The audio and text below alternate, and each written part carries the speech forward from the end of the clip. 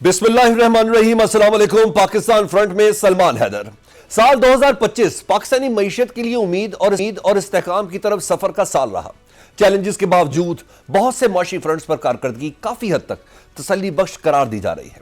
मौशी मैदान में साल 2025 पाकिस्तान के लिए एक मोजज़ाती बहाली का साल कहा जाए तो गलत नहीं होगा। जब दुनिया भर की मईशतें दबाव का शिकार थी और पाकिस्तान ने अपने मौशी इशारियों में वो बेहतरी दिखाई जिसका इतराफ IMF और वर्ल्ड बैंक जैसे इदारों ने भी किया है। पहली बार हुआ कि पाकिस्तान ने तारीख के बदतरीन सैलाब के बावजूद हंगामी इमदाद की आलमी अपील नहीं की, जिसे IMF ने सराहा और इसे मुआशी बेहतरी का मजहर करार दिया है। IMF समेत आलमी मालियाती इदारे भी पाकिस्तान की पुष्ट पर खड़े नजर आते हैं। दिसंबर में IMF ने पाकिस्तान के लिए 1 अरब 20 करोड़ डॉलर कर्ज की किस्त जारी करके पाकिस्तान की मुआशी पॉलिसियों पर एतमाद का इजहार किया। मुल्क की ज़र मुबादला के ज़खायर मार्च 2022 के बाद 21 अरब 10 करोड़ डॉलर की बुलंद तरीन सतह पर पहुंच गए। पिछले 45 माह में डिफॉल्ट के खतरे से निकलकर ज़र मुबादला ज़खायर का 21 अरब डॉलर से ऊपर जाना मुल्क की मईशत के लिए अहम करार दिया जा रहा है। मौशी माहिरीन के मुताबिक ज़र मुबादला के ज़खायर में हालिया इजाफा कर्जों के सहारे नहीं बल्कि मकामी मुआशी तरक्की, इस्लाहात और एतमाद की बहाली का नतीजा है। अदाद व शुमार तो ज़ाहिर करते हैं कि बैरूनी कर्जा बमुकाबला GDP तनासुब 31% से कम होकर 26% तक आया है, जो माली नज़्म ज़ब्त और इस्लाहाती इक़दामात की अक्कासी करता है। इसके मुताबिक फॉरवर्ड फॉरेन एक्सचेंज वाजबात में भी तकरीबन 65% कमी रिकॉर्ड की गई है। मुआशी माहिरीन के मुताबिक कर्जा बमुकाबला GDP तनासुब में कमी, मजबूत ज़र मुबादला ज़खायर, कारोबारी तबके के एतमाद में इजाफा और मजमूई मुआशी इस्तेहकाम इस पेशरफ्त के नुमाया इशारे हैं। अब पाकिस्तान कर्ज के चुंगल से निजात के लिए जामिया इस्लाहाती एजेंडे पर कारबंद है, जिसका मेन फोकस टैक्सेशन, तबानाई, सरकारी इदारे, पब्लिक फाइनेंशियल मैनेजमेंट और निजकारी पर मरकूज है। मुआशी महाज पर पाक अमरीका तजारती ताल्लुकात में नई जहतें नजर आईं। मादनी शोबे के साथ साथ दिफाई शोबे को भी मुल्की मईशत के लिए गेम चेंजर कहा जा रहा है। मादनियात के शोबे में पाकिस्तान और अमरीका में कुर्बतें बढ़ रही हैं। पाकिस्तान और 2 अमरीकी कंपनियों के दरमियान 50 करोड़ डॉलर सरमायाकारी का मुआहदा हुआ। अमरीका ने F-16 तैयारों की अपग्रेडेशन के लिए 68 करोड़ डॉलर के पैकेज की मंजूरी दी। अमरीकी बैंक एक्सिम ने रेकोडिक मंसूबे के लिए 1 अरब 25 करोड़ डॉलर फाइनेंसिंग की मंजूरी दी। यह दुनिया के लिए वाज़ेह पैगाम है कि अमरीका मुआशी बहाली के सफर में पाकिस्तान के साथ खड़ा है। मुआशी माहिरीन कहते हैं कि एशियाई तरक्याती बैंक जब पैसा दे तो आलमी सतह पर सरमायाकारों के लिए पैगाम होता है कि यह मुल्क सरमायाकारी के लिए महफूज है। एशियाई तरक्याती बैंक समेत आलमी कंसोर्शियम ने रेकोडिक के लिए 3.5 अरब डॉलर की फाइनेंसिंग मंजूर की है। माहिरीन का कहना है कि बलूचिस्तान के रेकोडिक मंसूबे से अगले 2 साल बाद 1 लाख नौकरियां निकलेंगी। यूं 2028 तक 74 अरब डॉलर मुल्क की खजाने में आने की उम्मीद है। पाकिस्तान को तकरीबन 70 अरब डॉलर से जायद का कैश फ्लो हासिल होगा, जो पाकिस्तान की मईशत को बदल कर रख देगा। पाकिस्तान और UAE के ताल्लुकात में भी बड़ी पेशरफ्त सामने आई है। UAE के सदर शेख मोहम्मद बिन जायद अल नह्यान के हालिया दौरा पाकिस्तान के दौरान एक मुआहदा तय पाया है। सरमायाकारी मंसूबे के तहत मुत्तहदा अरब अमारात 1 अरब डॉलर की सरमायाकारी करेगा। नायब वज़ीर आज़म इसहाक डार के मुताबिक UAE फौजी फाउंडेशन की कंपनियों में 1 अरब डॉलर का सरमाया लगाएगा। मार्का हक में तारीखी फतह के बाद पाकिस्तान की दिफाई सनत भी मुआशी बहाली के सफर में अपना भरपूर हिस्सा डालती नजर आ रही है। इंडोनेशिया, मिस्र, लीबिया, नाइजीरिया समेत कई मुल्क पाकिस्तान से दिफाई साजो सामान की खरीदारी में दिलचस्पी दिखा रहा है। JF-17 थंडर दिफाई बरामदात को फ्रंट से लीड करते नजर आ रहे हैं। खबरों के मुताबिक लीबिया पाकिस्तान से 4.5 अरब डॉलर का सामान खरीदने जा रहा है। एक अंदाजे के मुताबिक पाकिस्तान मुख्तलिफ ममालिक को 9 अरब डॉलर का दिफाई सामान फरोख्त करेगा। माहिरीन इस पेशरफ्त को मुआशी मोजज़ा करार दे रहे हैं। उनका मानना है कि 9 अरब डॉलर के दिफाई साजो सामान की फरोख्त से 52 लाख से ज्यादा नौकरियां निकलेंगी, जिससे मुल्क में बेरोजगारी के खात्मे में मदद मिलेगी। पावर सेक्टर में इस्लाहात के बाद PIA की निजकारी को साल 2025 में हुकूमत की बड़ी कामयाबी करार दिया जा रहा है। 23 दिसंबर को 135 अरब रुपए में नीलामी से पाकिस्तान की मुआशी समत वाज़ेह हो गई, जिसको न सिर्फ मुल्की बल्कि गैर मुल्की सरमायाकारों के पाकिस्तानी मईशत पर एतमाद में भी इजाफा हुआ है। माहिरीन कहते हैं कि PIA की निजकारी से हुकूमत ने बता दिया कि इसकी सिमत वाज़ेह है। अब हुकूमत का काम कारोबार करना नहीं, सरमायाकार दोस्त पॉलिसियां और सरमायाकार दोस्त माहौल मुहैया करना है। साल 2025 में पाकिस्तान में कारोबारी एतमाद 7 साल की बुलंद तरीन सतह पर आया है। इसका ऐलान overseas investors chamber of commerce and industry के सर्वे में किया गया है। OICCI पाकिस्तान में 200 से ज्यादा बैनुल अक़वामी कंपनियों की नुमाइंदगी करता है, जो मुल्की मईशत के 13 से ज्यादा अहम शोबों में सरगर्म है। OICCI के सर्वे के मुताबिक रवा साल बिजनेस कॉन्फिडेंस इंडेक्स 11 पॉइंट से बढ़कर 22% तक हुआ। سروسز سیکٹر 24% اضافے کے ساتھ سر فہرست رہا. ریٹیل اور مینوفیکچرنگ کے شعبہ جات میں بھی بہتری ریکارڈ ہوئی ہے. بڑے شہروں میں کاروباری اعتماد 14% سے 23% تک، جبکہ چھوٹے شہروں اور دیہی علاقوں میں -3% سے 19% تک بڑھا ہے. سٹاک مارکیٹ کے لیے بھی سال 2025 تاریخ ساز رہا. رواں سال اب تک مارکیٹ میں 56,888 پوائنٹس کا اضافہ ہو چکا ہے. اعداد و شمار بتاتے ہیں کہ 2 جنوری کو 1,17,008 پوائنٹ سے شروع ہونے والا 100 انڈیکس 1,73,896 پر پہنچ گیا ہے. مارکیٹ کیپٹلائزیشن کی بات کریں تو وہ 2 جنوری کو 14,669 ارب روپے تھی اور اس وقت 19,460 ارب سے کراس کر چکی ہے. معاشی ماہرین سٹاک مارکیٹ کی کارکردگی کو ملکی معیشت پر سرمایہ کاروں کا اعتماد قرار دیتے ہیں. مشیر خزانہ خرم شہزاد کہتے ہیں کہ جنوری 2025 سے اب تک پاکستان سٹاک ایکسچینج نے امریکی ڈالر میں 50% سے زائد منافع دیا ہے. سٹاک مارکیٹ ایشیا کی بہترین کارکردگی دکھانے والی مارکیٹ میں شامل ہو گئی ہے. انہوں نے کہا کہ معاشی استحکام اور اصلاحات سے سرمایہ کاروں کا اعتماد بحال ہوا ہے. مستقبل میں پائیدار اور بلند معاشی نمو کے امکانات روشن ہیں. وزیر خزانہ سینیٹر محمد اورنگزیب کا کہنا ہے کہ پاکستان ایک اہم معاشی موڑ پر پہنچ چکا ہے. معاشی استحکام، اصلاحات اور پالیسیوں کے تسلسل سے ملکی اور عالمی سطح پر اعتماد بحال ہو رہا ہے. معیشت استحکام کے مرحلے سے نکل کر برآمدات پر مبنی ترقی کی جانب بڑھ رہی ہے. مقامی اور غیر ملکی سرمایہ کاروں کے لیے نئے مواقع پیدا ہو رہے ہیں اور ملک پائیدار طویل المدتی ترقی کی راہ پر چل پڑا ہے. معاشی ماہرین حکومتی دعووں کو کس طرح سے دیکھتے ہیں؟ ان کی نظر میں آنے والے سال میں کہاں کہاں چیلنجز برقرار رہیں گے اور کن سیکٹرز میں بہتری کی امید ہے؟ اس سب پر بات کرنے کے لیے ہمارے ساتھ موجود ہیں معاشی امور کے ماہر ڈاکٹر فاروق سلیم صاحب، لیکن سب سے پہلے بات کریں گے سابق وزیر تجارت ہمایوں اختر صاحب سے. ہمایوں اختر صاحب، 2025 کا اختتام ہونے والا ہے. یہ سب سے پہلے بتائیں کہ مجموعی طور پر معاشی اعتبار سے 2025 پاکستان کی معیشت کے لیے کیسا رہا ہے؟ کیا حکومت معیشت کو ٹیک آف کرانے میں کامیاب ہوئی ہے یا نہیں؟ ٹیک آف کی شروعات ہیں، لیکن حکومت جو اکنامک فنڈامنٹلز ہیں اس میں بہت بہتری لانے میں ضرور کامیاب ہوئی ہے، جس میں مہنگائی کی شرح آپ کو معلوم ہے 30% کے لگ بھگ تھی، وہ اب 6-7 پہ آ چکی ہے. اسٹیٹ بینک کا ڈسکاؤنٹ ریٹ 22 سے اب 10.5 پہ آ چکا ہے. گورنمنٹ نے بینکاری نظام سے جو قرضے لیتے تھے اس میں کمی کی ہے. اس کا مطلب یہ ہوتا ہے کہ پرائیویٹ سیکٹر کے لیے زیادہ قرضے اویلیبل ہو جاتے ہیں. ریمیٹنسز میں بتدریج اضافہ ہو رہا ہے. یہ فسکل سٹیبلٹی جو کہ صرف میں نہیں کہہ رہا بلکہ آئی ایم ایف اور دنیا کے جو باقی ملٹی لیٹرل فائنینشیل انسٹیٹیوشنز ہیں وہ سب اس بات پہ متفق ہیں.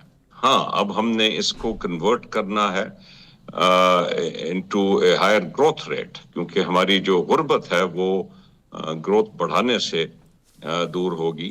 اور اس میں سب سے بڑا جو چیلنج ہے وہ ہمارے لیے ہمارا انڈسٹریل سیکٹر ہے، جس میں بہت دشواریاں پیش آئی ہیں انڈسٹریلسٹ کو، اور ہماری بہت بڑی تعداد میں انڈسٹری بند پڑی ہے. حکومت، مجھے معلوم ہے، اس پہ بہت کام ہو رہا ہے اور بہت جلد کچھ پالیسیز سامنے لائی جائیں گی جس میں انڈسٹریل سیکٹر جی سب سے بڑا ریونیو جنریٹر ہے پاکستان کا، اور سب سے بڑا نوکریاں جو ہیں سب سے زیادہ 75-80% وہ انڈسٹری سیکٹر سے نکلتی ہیں.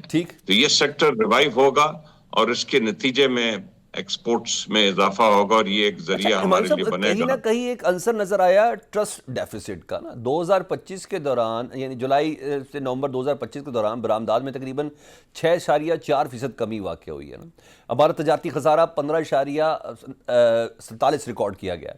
خسارہ بڑھنے کی وجہ کیا ہے؟ کیوں ہم لوگ اپنے ایکسپورٹس کو نہیں بڑھا پا رہے؟ اس لیے کہ انڈسٹری بند پڑی ہے. جب آپ چیز بنائیں گے نہیں تو ایکسپورٹ کیا کریں گے؟ that is the fundamental reason.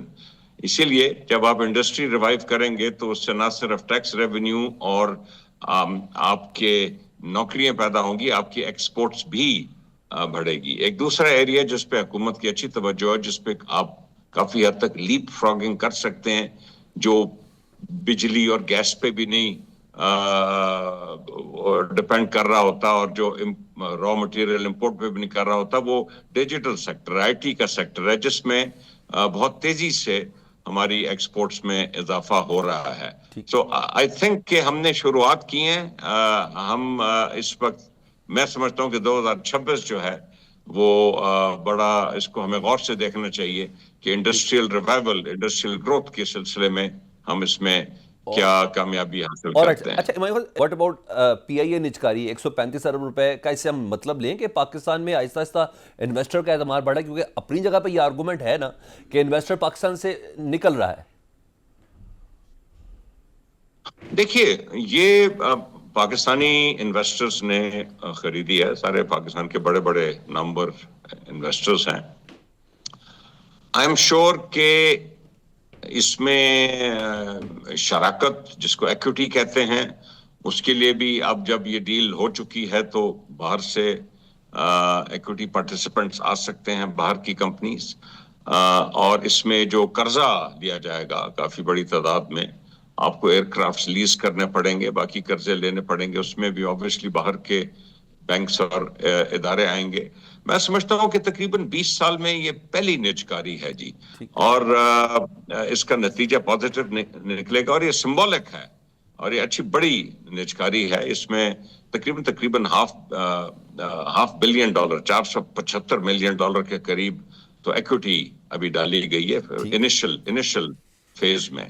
تو it's a good symbolic sign and I think signal اچھا گیا ہے۔ سب سے بڑا سگنل یہ گیا ہے کہ پاکستان کا انویسٹر جو ہے وہ پاکستانی سرمایہ کاری کرنے کو دوبارہ تیار ہے۔ یاد رکھیے کہ فورن انویسٹر بڑے بڑے آپ کے پاس آ جائیں گے کہ جی وہ ریکوڈک والے آ گئے، کہ بہت بڑی ریفائنری لگ گئی، کوئی بہت بڑا اور ملک آ گیا مائننگ میں، لیکن جو بلک سرمایہ کاری باہر سے آتی ہے وہ تب آتی ہے جب پاکستانی سرمایہ کار جو ہے وہ انویسٹ کرنا شروع کرتا ہے۔ آپ یہ فورسی اس کے لیے کرتے ایک بہت پازیٹیو ہیں سر، سگنل۔ آپ فورسی کرتے ہیں کہ حکومت سٹیل مل اور ڈسکوز وغیرہ میں دیگر اداروں کی نجکاری میں بھی کامیاب ہو جائے گی؟ معاملات اب اتنے سازگار ہو گئے ہیں؟ جی ڈسکوس تو 2-3 بڑی تیزی سے کام ہو رہا ہے، اور اس کا ماڈل ابھی کلیئر نہیں ہوا کہ ٹوٹل آپ ان کو بیچ دیں گے جس طرح آپ نے کراچی الیکٹرک کے ESC زمانے میں ہوتی تھی وہ بیچ دی، یا کوئی لانگ ٹرم لیس ٹائپ کا ماڈل اختیار کریں گے۔ لیکن میں سمجھتا ہوں کہ اس کو ضرور ہمیں اس طرف بڑھنا چاہیے۔ پاکستان سٹیل کے مسئلے اور ہیں جی۔ پاکستان سٹیل میں جو میرے خیال پیش رفت جو دیکھنے میں آ رہی ہے وہ پرائم منسٹر کی بڑی توجہ ہے، اور اس میں ان کے وزراء کی بھی رشیا وغیرہ وزٹس ہوئی ہیں۔ یہ رشیا سے مل کے ایک دو پروٹوکول سائن ہو چکے ہیں، اور اس کو کسی نہ کسی طریقے سے ریوائیو کیا جائے گا پاکستان سٹیل کو، جو کہ میری نظر میں ایک اور بہت بڑا قدم ہوگا۔ سر ایک دو اور پوائنٹس بھی ایڈریس کرتے ہیں نا۔ فورن ڈائریکٹ انویسٹمنٹ جو ہے وہ اس وقت تاریخ کی کم ترین سطح پر ہے، اس کو بڑھانے کے لیے حکومت کو کون سے سٹیپس لینے چاہیے؟ کاسٹ آف ڈوئنگ بزنس، ایک تو کاسٹ آف ڈوئنگ بزنس ہے۔ ہمارے انٹرسٹ ریٹس بہت زیادہ ہیں، ہمارے بجلی گیس کے ٹیرفس بہت ہائی ہیں، ہمیں بیوروکریٹک ہرڈلز بہت پیچیدہ ہیں، ہمارے ٹیکس ریٹ بہت ہائی ہیں۔ یہ میں نے 4 بنیادی چیزیں آپ کو بتائی ہیں۔ ان کو کسی بین الاقوامی کمپیٹیٹو سطح پہ لائیں گے تو سب سے پہلے جیسے میں نے کہا کہ لوکل انویسٹر، اور میں آپ یقین کریں پاکستان میں لوکل انویسٹر کے پاس کچھ کیپٹل ایکیومولیشن ہے، اور وہ کچھ سیکٹرز میں، اور وہ سرمایہ لگانے کو تیار ہیں۔ اور یہ جو انویسٹرز ہوتے ہیں جی یہ خود اپنے پارٹنرز چائنا سے، یورپ سے، مڈل ایسٹ سے، یہ اپنے پارٹنرز ڈھونڈ کے لے آئیں گے، اور تب جو لاسٹ ہماری پیک آئی تھی سرمایہ کاری کی وہ 2007-8 میں تھی، جو $8.4 بلین تھا۔ پاکستان کا ریکارڈ ہے جو وہ مشرف دور میں وہ سرمایہ کاری آئی، اور میں سمجھتا ہوں کہ یہ ہم 3-4 موٹی چیزوں کا اگر اس میں امینڈمنٹ کر لیں، کریکشنز کر لیں تو سرمایہ کاری دوبارہ آ جائے گی۔ ٹھیک، بہت شکریہ۔ سابق وزیر تجارت ہمایوں اختر خان ہم سے بات کر رہے تھے۔ مزید گفتگو آگے بڑھاتے ہیں، ہمارے معیشت کو شامل کرتے ہیں فروغ سلیم صاحب۔ فروغ سلیم صاحب، سال 2025 اپنے اختتام کی جانب بڑھ رہا ہے۔ معاشی اعتبار سے جو ڈیفالٹ کا خطرہ تھا وہ تو ٹل گیا۔ حکومت نے 2025 کے آغاز پر 5 سالہ اڑان پاکستان پروگرام کا آغاز کیا تھا۔ آپ کو لگتا ہے کہ ہماری معیشت نے یہ اڑان بھر لی ہے؟ دیکھیے معیشت کو عموماً بڑا پیچیدہ بنا کے پیش کیا جاتا ہے، معاملہ اتنا پیچیدہ ہوتا نہیں۔ معیشت کو اگر ہم 2 حصوں میں بانٹ لیں، ایک سکہ سمجھ لیجئے، سکے کے 2 رخ کر لیں، ایک بیرونی معیشت اور ایک اندرونی معیشت. یہ بیرونی معیشت کے حوالے سے تقریباً جتنے بھی اشاریے آ رہے ہیں وہ سارے کے سارے مثبت ہیں. پچھلے کوئی 1.5-2 سالوں کے اندر اسٹیٹ بینک کے جو ذخائر ہیں وہ کوئی $4 ارب سے آج پہنچ گئے ہیں $16 ارب پہ. تو اگر اتنے شارٹ پیریڈ میں کہیں 400% اضافہ آ جائے اور 4 گنا ذخائر بڑھ جائیں تو کچھ تو ہو رہا ہے, کہیں تو کچھ ہو رہا ہے, اور جو کچھ ہو رہا ہے وہ آپ سمجھے کہ مثبت ہی ہو رہا ہے. ہمارے ہاں تاریخی طور پہ ایک کرنٹ اکاؤنٹ کے اندر بڑا خسارہ رہتا ہے. وہ اب خسارہ میں سمجھتا ہوں کہ بیلنس ہو گیا ہے, برابر برابر ہو گیا ہے. کچھ پیریڈ ایسے بھی آتے ہیں جس میں وہ پازیٹیو ہو جاتا ہے, بٹ اوور آل بیلنس ہو گیا ہے. اصل پرابلم ہے اندرونی معیشت کے اندر, جس کا آپ بھی ذکر کر رہے ہیں. اندرونی معیشت میں سب سے بڑا ایشو جو ہے وہ مہنگائی کا ایشو ہے. مہنگائی کی شرح تو نیچے آ گئی. دیکھیے کچھ سال پہلے ہم نے دیکھا ہے کہ 30-31% کی شرح سے چیزوں کی قیمتیں جو ہیں وہ بڑھ رہی تھیں. اب وہ آ گئی ہے کوئی 6-7% پہ. یعنی کہ معیشت کے اندر جو مہنگائی کی شرح بہت تیزی سے نیچے آئی ہے, اس کا مطلب یہ نہیں کہ مہنگائی کم ہو گئی ہے. مہنگائی کا گھوڑا ابھی بھی دوڑ رہا ہے, لیکن اس کی سپیڈ بہت کم ہو گئی. تو پچھلے سال بھر کے اندر جس کا آپ ذکر کر رہے ہیں اس میں معیشت کا حال تو ابھی بھی برا ہے, پہلے بھی برا تھا, لیکن سمت جو ہے وہ تبدیل ہو گئی. جیسے میں نے کہا کہ وہ ذخائر کے حوالے سے سمت تبدیل ہوئی ہے, بہت تیزی سے تبدیل ہوئی ہے. مہنگائی کے حوالے سے سمت تبدیل ہوئی ہے اور بہت تیزی سے تبدیل ہوئی. اچھا جناب, ادھر لیبر فورس کے سروے کے مطابق ملک میں بے روزگاری 7.1% ہے. اب کچھ ماہرین کہتے ہیں کہ مارکہ حق میں جو پاکستان کو کامیابی ملی ہے اس سے پاکستان کی دفاعی صنعت میں بوسٹ آئے گا, کیونکہ ہمارا لیبیا کے ساتھ $4 ارب کا دفاعی معاہدہ ہوا ہے. آذربائیجان کے ساتھ ہمارا JF-17 تھنڈر کی فروخت کو لے کر معاہدہ ہوا ہے. آپ کو کیا لگتا ہے کہ آنے والے سال میں ہماری دفاعی صنعت میں روزگار کے مواقع پیدا ہوں گے؟ دیکھیے آپ نے ذکر کیا $4.6 ارب جو ہے وہ معاہدہ ہے لیبیا کے ساتھ, $4.5 ارب کا معاہدہ ہے آذربائیجان کے ساتھ. اور جس کو ہم کہتے ہیں رول آف تھم یہ ہے کہ تقریباً 3 لاکھ نوکریاں کریٹ ہوتی ہیں $1 ارب کے پیچھے. اگر $1 ارب کا جو ڈیفنس اکوپمنٹ جو ہے وہ بنایا جا رہا ہے تو اس کو مکمل کرنے کے لیے, اس آرڈر کو پورا کرنے کے لیے لگ بھگ 3 لاکھ نوکریاں پاکستان کے اندر نکلیں گی. اب یہاں پہ ہم کہہ رہے ہیں کہ لگ بھگ $9 ارب کے یہ صرف 2 معاہدے جو ہیں یہ سامنے آئے ہیں. یہ کئی سالوں پہ پھیلے ہوئے ہیں. میری انفارمیشن کے مطابق ان کی ڈلیوری جو ہے وہ اکتوبر 2025 سے آلریڈی شروع ہو چکی ہے, خاص طور پہ جو آذربائیجان کا معاہدہ ہے. تو $1 ارب کے پیچھے 3 لاکھ نوکریاں, اور یہاں پہ $9 ارب کے جو ہے وہ معاہدے ہوئے ہیں. تو یقینی بات ہے کہ اضافی نوکریاں بھی آئیں گی, اضافی سرمایہ کاری جو پاکستان کے اندر آئے گی, اضافی ایکسپورٹس جو ہیں وہ سامنے آئیں گی. اور یہ 2 معاہدے جن کا آپ نے بھی ذکر کیا, یہ تاریخی طور پہ اگر آپ دیکھیے پاکستان کی 78 سالہ تاریخ میں مجھے یاد آتا ہے کہ کہیں $100 ملین کہیں $200 ملین کے معاہدے تو ہوا کرتے تھے, لیکن $1 بلین کی جو معاہدے ہیں وہ میں نے اپنی زندگی میں پہلے کبھی نہیں دیکھے. اور یہ نتیجہ ہے تقریباً پچھلے آپ سوچئے کہ مئی کی جنگ جیتنے کا, اور اس جنگ کو جیتے ابھی کوئی 7 مہینے ہوئے ہیں. تو اس کا مطلب ہے کہ مزید اس قسم کے معاہدوں کی توقع رکھی جا سکتی. ماہر معیشت فروخ سلیم ہم سے بات کر رہے تھے پاکستان فرنٹ. اس بریک کے بعد, بریک سے پہلے معاشی بہتری کے اشاریے تو ہم نے آپ کے ساتھ شیئر کیے, لیکن اس کے ثمرات عام آدمی تک کم پہنچیں گے یہ بڑا سوال ہے, کیونکہ مہنگائی میں کمی کے باوجود عوام کی قوت خرید بڑھنے کا نام نہیں لے رہی. جہاں ایک طرف معیشت کے مختلف محاذوں پر سب اچھا ہے کہ خبریں آ رہی ہیں, وہیں بے روزگاری کے طوفان کی خبروں نے عوام کو پریشان کیا ہوا ہے. وفاقی ادارہ شماریات کے قومی لیبر فورس سروے کے مطابق 4 سال میں ملک میں بے روزگاری کی شرح بڑھ کر 7.1% ہو گئی ہے, جو کہ سال 2020-21 میں 6.3% تھی. دیہی علاقوں میں بے روزگاری 5.8% سے بڑھ کر 6.3% ہو گئی, جبکہ شہری علاقوں میں یہ تناسب 7.3% سے بڑھ کر 8% تک پہنچ گیا ہے. पिछले 5 साल में बेरोजगारी की शरह में 0.8% इजाफा रिकॉर्ड किया गया। रिपोर्ट के मुताबिक मुल्क में इस वक्त तकरीबन 80 लाख अफराद बेरोजगार हैं। बेरोजगार अफराद में से 46 लाख यानी 57.5% अफराद पढ़े लिखे हैं। रिपोर्ट का सबसे परेशान कुन पहलू यह है कि तकरीबन 10 लाख अफराद आला तालीमी डिग्रियों के बावजूद रोजगार से महरूम हैं। बेरोजगार अफराद की सबसे बड़ी तादाद 15 से 29 साल के दरमियान है। माहिरीन बताते हैं कि पाकिस्तान में वो तबका जिसे हम मिडिल क्लास कहते हैं वो तकरीबन खत्म हो चुका है। आलमी बैंक के मुताबिक पाकिस्तान में 44.7% आबादी गुर्बत की लकीर से नीचे चली गई है, जो इससे कम 39.8% थी। जून में आलमी बैंक की जानिब से एक रिपोर्ट जारी की गई। बताया गया कि दुनिया के लोअर मिडल आमदन वाले ममालिक के लिए $4.20 रोजाना फीकस कमाने वाले को गुर्बत की लकीर से नीचे तस्वुर किया जाता है। रिपोर्ट बताती है कि पाकिस्तान की गरीब तरीन आबादी की शरह 16.5% है, जिसकी रोजाना आमदन $3 फीकस है, जबकि अपर मिडल आमदन $8.5 रोजाना है और पाकिस्तान की कुल आबादी का 88.4% अफराद इस पर मुश्तमिल है। इस रिपोर्ट की रोशनी में गुर्बत का शिकार अफराद की तादाद तकरीबन 11 करोड़ से बढ़ चुकी है, जो कि लम्हा फिक्रिया है।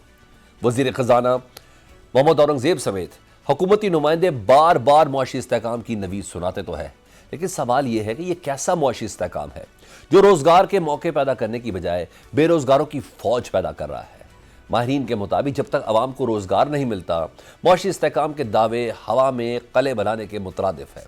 वर्ल्ड बैंक पाकिस्तान की मुआशी तरक्की की मौजूदा रफ्तार को गुर्बत में कमी के लिए नाकाफी करार दे चुका है। रिपोर्ट में कहा गया है कि हर साल पाकिस्तान में 16 लाख नौजवान रोजगार हासिल करने के लिए मार्केट में आ रहे हैं, लेकिन मुआशी तरक्की की मौजूदा रफ्तार रोजगार के नए मौके पैदा करने के लिए काफ़ी नहीं है। आलमी बैंक ने गुर्बत में कमी और मेयार ज़िंदगी में बेहतरी के लिए मुआशी तरक्की में बेहतरी पर जोर दिया है। माहिरीन पाकिस्तान की बढ़ती आबादी को मुआशी तरक्की के लिए सबसे बड़ा चैलेंज करार देते हैं। वजीर खजाना मोहम्मद औरंगजेब, वजीर मनसूबा बंदी Ehsan Iqbal, governor state bank और इस हवाले से मुतअद्दिद बार तहफ़्फ़ुज़ात का इजहार कर चुके हैं। गवर्नर स्टेट बैंक ने मौजूदा मुआशी मॉडल को बढ़ती आबादी का बोझ उठाने के लिए नाकाफ़ी करार दिया है। वजीर खजाना मोहम्मद औरंगजेब ने कहा है कि मुआशी नमू मुस्बत ज़रूर, लेकिन तेज़ी से बढ़ती आबादी की ज़रूरियात पूरी करने के लिए नाकाफ़ी है। वजीर मनसूबा बंदी एहसन इकबाल भी पीछे नहीं, वो भी कह चुके हैं कि आबादी में इजाफे की मौजूदा रफ्तार बरकरार रही तो आने वाले बरसों में मुल्क को बड़े समाजी और मुआशी चैलेंजेस का सामना करना पड़ सकता है। आबादी में तेज रफ्तार इजाफे ने कौमी एमरजेंसी की सूरत इख्तियार की है, जिस पर फौरी काबू ना पाया गया तो बहुत नुकसान होगा। माहिरीन कहते हैं कि बढ़ती आबादी पर काबू पाने तक गवर्नेंस में बेहतरी मुमकिन ही नहीं है। IMF ने यह वार्निंग दी है कि अगर पाकिस्तान में गवर्नेंस को बेहतर नहीं किया गया तो इक्तसादी तरक्की स्ट्रक्चरल तौर पर महदूद रहेगी, यानी मईशत ऊपर नहीं उठाई जा सकती, चाहे पॉलिसी कितनी भी अच्छी बना ली जाए। इन चैलेंजेस के बावजूद साल 2025 में पाकिस्तान ने अफरात ज़र की शरह को रिकॉर्ड हद तक कम करने में कामयाबी तो हासिल की, जबकि 2023 में यह शरह 38% से तजावुज़ कर चुकी थी। स्टेट बैंक ऑफ पाकिस्तान ने दिसंबर 2025 में अपनी मॉनेटरी पॉलिसी के तहत शरह सूद को कम करके 10.5% कर दिया, ताकि निजी शोबे की सरमायाकारी और सनती सरगर्मियों को फ़रोग़ दिया जा सके। एक साल के दौरान मुल्क में मुख्तलिफ अशिया ख़ोर-ओ-नोश और यूटिलिटी चार्जेस की कीमतों में नुमायां रद्दोबदल देखने में आया। इदारा शुमारियात के मुताबिक एक साल में चीनी की कीमत में 16.32% इजाफा हुआ। एक साल कबल चीनी की औसत कीमत 137 रुपये 33 पैसे फी किलो थी, जो बढ़कर इस वक्त 159 रुपये 74 पैसे फी किलो हो गई है, जबकि साल 2025 में चीनी की ज़्यादा कीमत 229 रुपये फी किलो तक जा पहुंची थी। रिपोर्ट बताती है कि एक साल में आटा 22.56% महंगा हुआ। एक साल कबल आटे की 20 किलो थैले की औसत कीमत 1,794 रुपये 93 पैसे थी, जो इस वक्त बढ़कर 2,199 रुपये 85 पैसे हो गई है। इदारा शुमारियात के मुताबिक एक साल में गैस चार्जेस में 29.85% इजाफा हुआ, जबकि जलाने वाली लकड़ी की कीमत में 11.02% इजाफा देखने में आया। मटन, ताज़ा दूध, दही और घी की कीमतों में भी इजाफा ही हुआ। दूसरी जानिब रिपोर्ट में बताया गया कि एक साल के दौरान टमाटर 74.92% और आलू 49.89% सस्ते हुए। लहसुन की कीमत में 38.17% और दाल चना की कीमत में 29.66% कमी रिकॉर्ड की गई। इदारा शुमारियात के मुताबिक प्याज 29.23% और चाय की बत्ती 17.89% सस्ती हुई, जबकि दाल माश 13.14% और दाल मसूर 6.62% सस्ती हुई। رپورٹ بتاتی ہے کہ ایک سال میں بجلی کے چارجز پہ 6.87% کمی ہوئی، جبکہ ایل پی جی کی قیمت میں 1.11% کمی ریکارڈ کی گئی۔ 2025 جیسے تیسے گزر گیا۔ بلا شبہ پاکستان نے ڈیفالٹ کو شکست دے کر معاشی استحکام کے راستے پر سفر بھی شروع کیا، لیکن معاشی استحکام کے نتیجے میں عوام کی زندگی کب بدلے گی؟ کب روزگار عوام کے ہاتھ میں ہوگا؟ بے روزگاری کے طوفان کے روکنے کے لیے حکومت کو کیا کرنا ہوگا؟ بطور معاشرہ ہماری کیا ذمہ داریاں ہیں؟ کب غربت کی لکیر کے نیچے موجود کروڑوں پاکستانیوں کی قسمت بدلے گی؟ کب عام آدمی کی قوت خرید بڑھے گی؟ سستی بجلی کا نعرہ اور وعدے اپنی جگہ، یہ آنے والے سال میں ہم اس کی عملی تعبیر دیکھ سکیں گے؟ ٹیکسوں کے بوجھ تلے دبے عوام کو ریلیف کب اور کیسے ملے گا؟ حکومت آئی ایم ایف کے دباؤ کے باوجود سرمایہ کاروں کو ریلیف کے نت نئے راستے نکال لیتی ہے۔ عوام کی بات ہو تو آئی ایم ایف کا بہانہ تراشا جاتا ہے۔ کب عوام کی بھی سنی جائے گی؟ شکوے شکایتیں اپنی جگہ، اب دیکھنا یہ ہے کہ 2026 میں حکومت عوام کی بہتری کے لیے کیا پروگرام لے کر آتی ہے۔ ملک کے معاشی منظرنامے کے حوالے سے بات کرنے کے لیے ہمارے ہیں معاشی امور کے ماہر اور سابق وزیر خزانہ ڈاکٹر حفیظ پاشا صاحب۔ حفیظ پاشا صاحب، سال 2025 میں چند اکنامک انڈیکیٹرز تو بہتر ہوئے، مہنگائی سنگل ڈیجٹ میں رہی، اسٹاک مارکیٹ میں بھی کہا جاتا ہے کہ مجموعی طور پر مثبت رجحان رہا، لیکن عام آدمی تک معیشت بہتر ہونے کے فوائد نہیں پہنچے نا سر؟ بتائیے کہ آخر حکومت عام آدمی کو ریلیف دینے میں کیوں ناکام ہے؟ بسم اللہ الرحمن الرحیم۔ دیکھیے، جو سب سے پریشان کن بات ہے اس سال کی اور پچھلے کچھ سالوں سے، اور وہ یہ ہے کہ ہمارا شرح نمو جو ہے، یعنی کہ ہمارے معاشی حالات میں بہتری سالانہ جو ہے وہ بہت کم ہو چکا ہے۔ اب آپ یہ دیکھیے کہ جو سال قریب جون میں ختم ہوا، اس میں دیکھیے جو شرح نمو حاصل کیا گیا وہ تقریباً مشکل سے 2.7%۔ اب آپ یہ سوچئے کہ پاکستان کی آبادی میں اضافہ سالانہ جو ہے وہ تقریباً اتنا ہی ہے، 2.5% کے لگ بھگ۔ تو جب فی کس آمدنی میں کوئی اضافہ نہیں ہو رہا ہے، اور پچھلے 3 سال تو اس سے بھی پریشان کن بات یہ ہے کہ ایوریج شرح نمو صرف 1.7% رہا، یعنی کہ فی کس آمدنی میں پچھلے 3 سال میں کمی آئی ہے۔ جب ایسا ہوتا ہے تو افسوس کی بات یہ ہے کہ بے روزگاری میں واضح طور پر اضافہ ہوتا ہے، اور غربت کے لیول جو ہے وہ بھی بہت سگنیفیکنٹلی بڑھ جاتا ہے۔ تو یہ افسوس کی بات ہے۔ البتہ افراط زر کی کمی اور ہمارا تجارتی خسارے کو سرپلس میں کنورٹ کرنا، یہ مناسب اچیومنٹس تھے پچھلے سال کے۔ سب ایک مشورہ دے دینا، بدترین سیلاب بھی اس سال آیا ہے، معیشت پر بڑا منفی اثر بھی پڑا ہے، گروتھ ریٹ ہماری 3% ہے۔ آپ کو لگتا ہے کہ معاشی اعتبار سے 2025 سے مختلف ہوگا 2026؟ دیکھیے، سیلاب جو آیا اس کا اثر تو 2025-26 پہ پڑے گا، اور اس لیے کہ اس کے اثرات واضح رہتے ہیں پورے سال۔ تو اب یہ دیکھنا ہے کہ 2026 کا اگر آپ کیلنڈر ایئر کے بارے میں بات کر رہے ہیں تو میرا اپنا اندازہ یہ ہے کہ یہ بہت سی چیزوں پر منحصر ہے، خاص طور پہ صنعتی پیداوار میں کوئی اضافہ نہیں ہو رہا ہے، اور پہلے 5 مہینے میں اگر اضافہ ہوا ہے تو اس کی ایک ہی وجہ ہے کہ ہمارا جو امپورٹ ہم نے روکا ہوا تھا فزیکلی، گاڑیوں کی آٹوموٹیو سیکٹر کی امپورٹس میں 78% اضافہ ہوا ہے کھلنے کے بعد، اور اس کے نتیجے میں جو آدھے سے زیادہ اضافہ جو ہے شرح نمو ہے آپ کے صنعتی شعبے میں، وہ صرف گاڑیوں کی سیل بڑھنے کی وجہ سے ہے، اسمبلی سے۔ تو لہٰذا براڈ بیس گروتھ نظر نہیں آ رہا ہے۔ ہمارا زرعی شعبے پر عجیب سے پالیسیز لگائے جا رہے ہیں کہ ہم پروکیورمنٹ اور سپورٹ پرائس رجیم کو ختم کر دیا ہے، اور اس کا بے تحاشا نقصان پچھلے سال ہو چکا ہے ہمارے گندم کے جو کسان تھے۔ دوسری طرف اب ایک نئی خبر آئی ہے کہ فرٹیلائزر اور پیسٹیسائڈ پر ایکسائز ڈیوٹی لگا دیں گے۔ خدا نخواستہ یہ سراسر غلط پالیسی ہے۔ لہٰذا کہیں خدا نخواستہ ہمارا صنعتی شعبہ تو پریشان کن حالت میں ہے، ہمارا زرعی شعبہ بھی کہیں اس میں بھی اضافہ ہونا رک جائے گا۔ تو میں اس وقت آپٹمسٹک اتنا نہیں ہوں، اس لیے کہ یہ جو زرعی شعبے پہ جو پالیسیز لائے ہیں وہ نامناسب ہیں۔ سابق وزیر خزانہ حفیظ پاشا ہم سے بات کرتے ہیں ایک اور اہم ترین ٹاپک اس بریک کے بعد۔ بھارتی پراکسی فتنۃ الہندوستان کی پاکستان کے امن کو تباہ کرنے اور معصوم شہریوں کو ورگلانے کی ایک اور سازش بے نقاب ہو گئی ہے۔ کراچی میں قانون نافذ کرنے والے اداروں نے بروقت کارروائی کرتے ہوئے ایک کم عمر بلوچ بچی کو خودکش حملے کے منصوبے سے بچا لیا۔ مذکورہ بچی کو دہشت گرد تنظیمیں خودکش حملہ آور بنانے کی کوشش کر رہی تھی۔ یہ انکشاف آج وزیر داخلہ سندھ ضیاء الرحمان لنجار نے additional I G C T D Mohammad Azad Khan کے ہمراہ ایک پریس کانفرنس میں کیا۔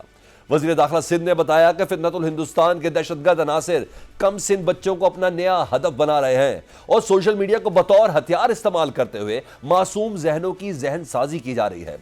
وزیر داخلہ سندھ نے کہا کہ اس مخصوص واقعے میں کالعدم تنظیموں بی ایل اے اور بی ایل ایف سے منسلک نیٹ ورک نے کم عمر بلوچ بچی کو ورگلا کر خودکش حملے کے لیے تیار کرنے کی کوشش کی۔ تاہم قانون نافذ کرنے والے اداروں کی بروقت اور مؤثر کارروائی سے نہ صرف بچی کی جان بچائی گئی بلکہ کراچی ایک بڑی تباہی سے محفوظ رہا۔ Additional I G C T D Sindh نے کہا کہ 25 دسمبر کی شب ایک انتہائی حساس انٹیلیجنس بیسڈ آپریشن کے دوران بچی کو بحفاظت تحویل میں لیا گیا۔ تحقیقات سے معلوم ہوا کہ سوشل میڈیا پر نفرت انگیز اور انتہا پسند مواد کے ذریعے بچی کے ذہن کو آہستہ آہستہ متاثر کیا گیا۔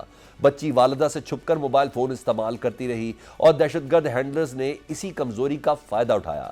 ایک ہینڈلر نے ہمدردی اور مدد کے بہانے رابطہ قائم کیا، بعد ازاں سے خودکش حملے پر اکسانا شروع کر دیا۔ حکام بتاتے ہیں کہ بچی کو جھوٹ بول کر کراچی بھیجا گیا، تاہم پولیس ناکوں پر سخت چیکنگ کے باعث ہینڈلر اسے مطلوبہ مقام تک پہنچانے میں ناکام رہا اور یوں یہ سازش بے نقاب ہو گئی۔ بریفنگ کے دوران بچی نے پورے نیٹ ورک، رابطوں اور طریقہ واردات کی تفصیلات فراہم کی، جس کے بعد کم عمری کے پیش نظر فوری طور پر اس کے خاندان کو طلب کیا گیا۔ بچی کی شناخت مکمل طور پر خفیہ رکھی گئی اور اسے مکمل تحفظ اور عزت کے ساتھ خاندان کے حوالے کر دیا گیا، جبکہ تفتیش کا عمل بدستور جاری ہے۔ پریس کانفرنس کے دوران متاثرہ بچی اور اس کی والدہ کے بیانات بھی شناخت چھپا کر میڈیا کو سنوائے گئے۔ بچی نے بتایا کہ ابتدا میں سوشل میڈیا پر نفرت انگیز مواد دکھایا گیا، پھر وہی مواد بار بار سامنے آنے لگا، وقت کے ساتھ لنکس اور تقاریر بھیجی گئیں اور اسے باور کرایا گیا کہ جان دینا ہی سب سے بڑا مقصد ہے۔ بچی نے کہا جب رابطہ کار کو معلوم ہوا کہ اس کے والد نہیں ہے تو اس نے ہمدردی کے نام پر اسے مزید پھنسایا۔ بچی کے مطابق واٹس ایپ گروپس میں دہشت گرد کارروائیوں کو بہادری بنا کر پیش کیا جاتا رہا۔ بچی نے کہا کہ اسے اب احساس ہوا ہے کہ وہ کس تباہی کی طرف جا رہی تھی اور ناکے پر پوچھ گچھ کے دوران وہ شدید خوف کا شکار ہوئی۔ متاثرہ بچی نے واضح کیا کہ بلوچ روایات عورت کی عزت سکھاتی ہیں اور عورتوں یا بچوں کو قربان کرنا بلوچیت نہیں ہے۔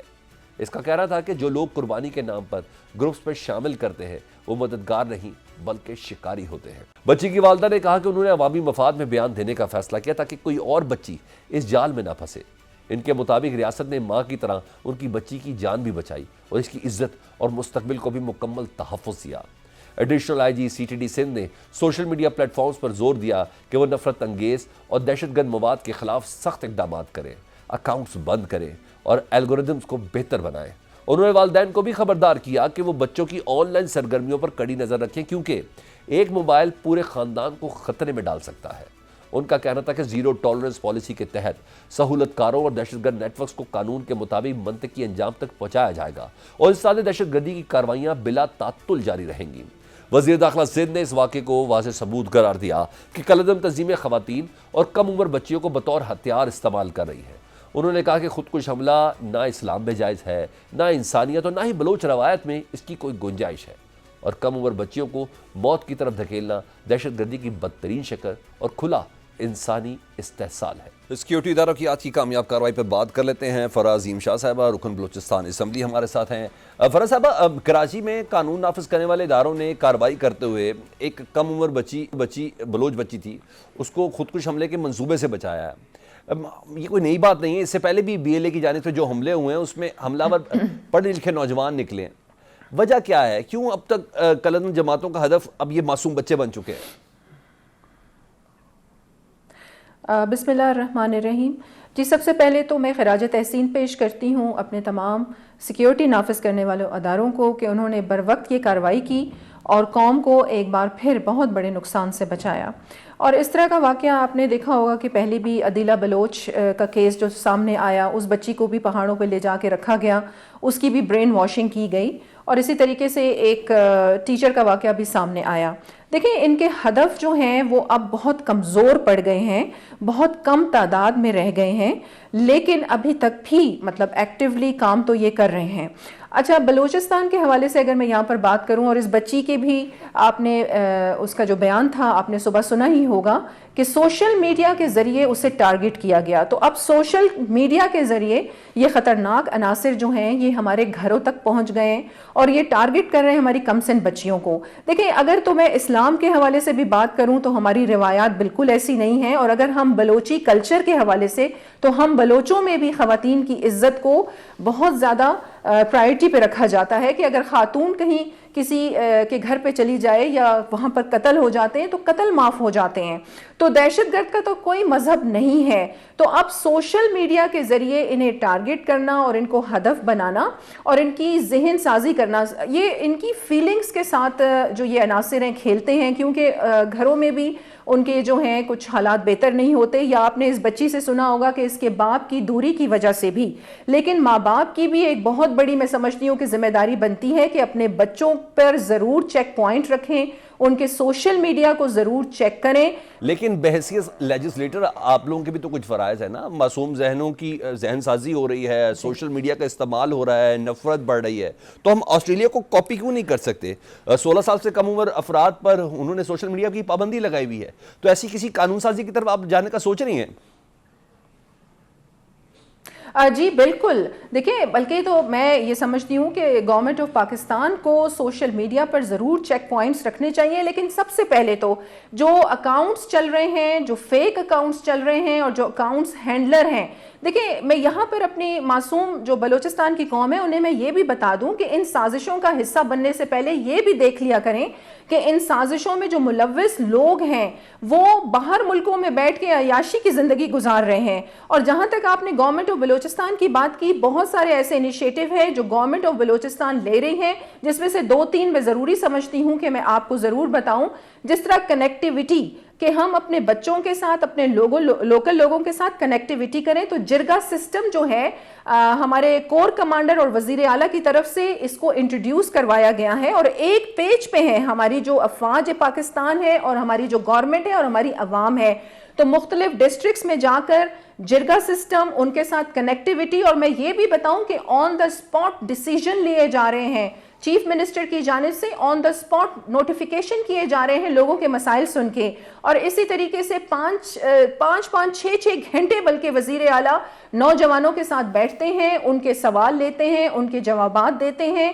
اپنے انہوں نے ایک ایمرجنسی سیل بھی قائم کر رکھا ہے جس پہ وہ لوگوں کے مسائل جو ہیں وہ سنتے ہیں.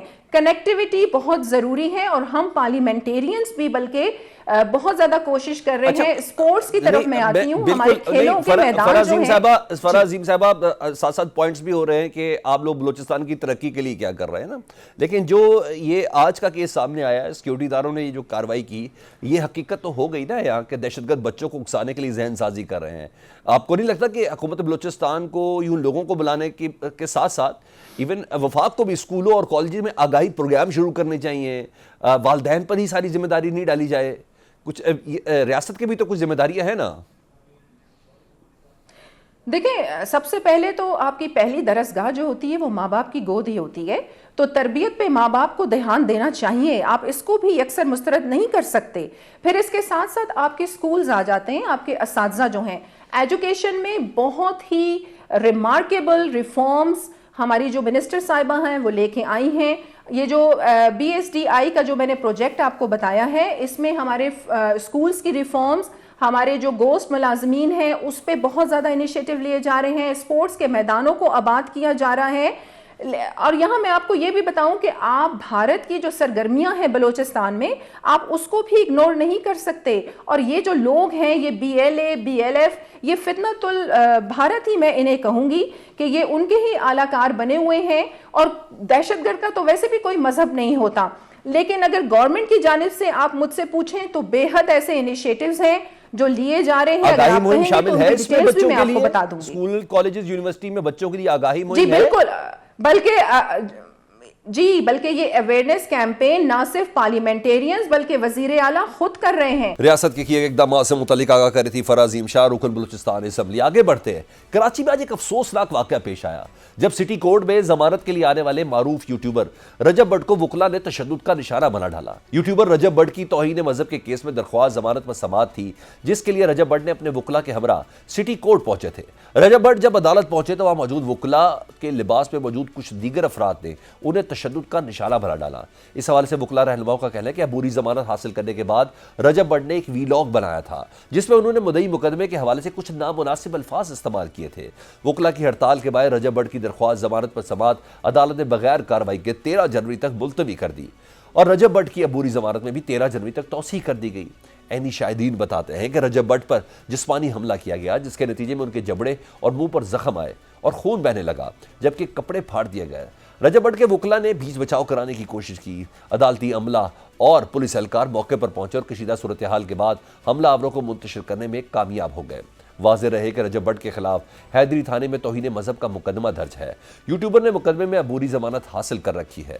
رجب بٹ کے وکیل میاں اشفاق علی نے کہا کہ آج مجھے اور میرے کراچی دفتر کے دیگر ساتھی وکلا کو سٹی کورٹ کراچی میں اپنے موکل رجب بٹ کے ساتھ عدالت میں پیشی پر عدالتی احاطے میں ہماری موجودگی میں چند وکلا نے رجب بٹ پر جان لیوا حملہ کیا جس سے وہ زخمی ہو گیا۔